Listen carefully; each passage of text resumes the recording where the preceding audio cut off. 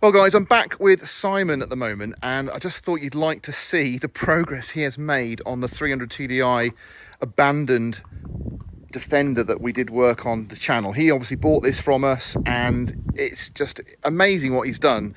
And he's done it all himself, so it's not been professionally painted or anything. He's done it all himself, and just wanted to run through a few details really. So we've got, on the front here, we've got a bit of a throwback to the Camel Trophy idea that he's going with. All the wheels came up really nicely as well. We've got the shovel on here. We've got the little pull downs for the bonnet to secure it. Snow cow, pickaxe head. And I think I like what he's done with his number plate. That looks good. So he's going to be going for some different spotlights eventually, but that's where we are now.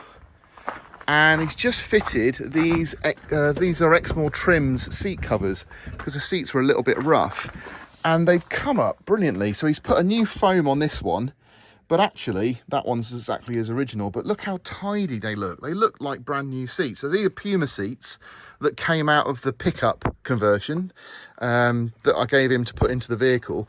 But if you've got seats that are looking a bit untidy, that is just the perfect way to get them looking good. And they've got some really nice little pockets, look, at the front and on the sides. So I do like that a lot. Right. Got the sand tracks at the top there. He's kept his bumperettes, which aren't technically sort of in keeping with the vehicle, but they're actually really practical, especially when you're getting up and on the top. So he's got his fox wing, I think this is called. So the pterodactyl awning from All Makes. Really pleased with that. That's the side locker we fitted when we did the repair. And inside, this is the best bit. Got a little gas strut on there as well. He's done a conversion look for a camper. So we've got the table on the back. He's got his fridge. He's got his storage, water. We've got all the power outlets. We've got some nice lighting. He's done the headliner himself, using obviously a Union Jack flag, looking good. And then this support here is strengthened as well with a couple of beams that go across when he puts his, so you've got an extra bit of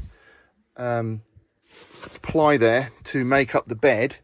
So you've got a double bed in there. This has all been trimmed, the canvas to match the front seats, and he's done it all himself. And I just said to him, I'm quite surprised. I didn't think he had it in him to do such a nice job, but he's been on there every day. He's really enjoyed it, and I just think it's transformed it, because it just was an absolute turd which I know you all know.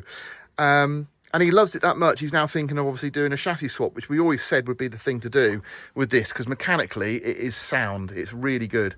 So I don't know how to turn the lights off, but I'll leave those for now. But it just goes to show what you can do. And we've got the pickaxe handle at the top there. That's the rack it actually came with. And I really couldn't have wished for anything better, really, for this little 110, because it had been neglected for so long, and we got it going and got it all nice and tidy, brand new doors, as you know.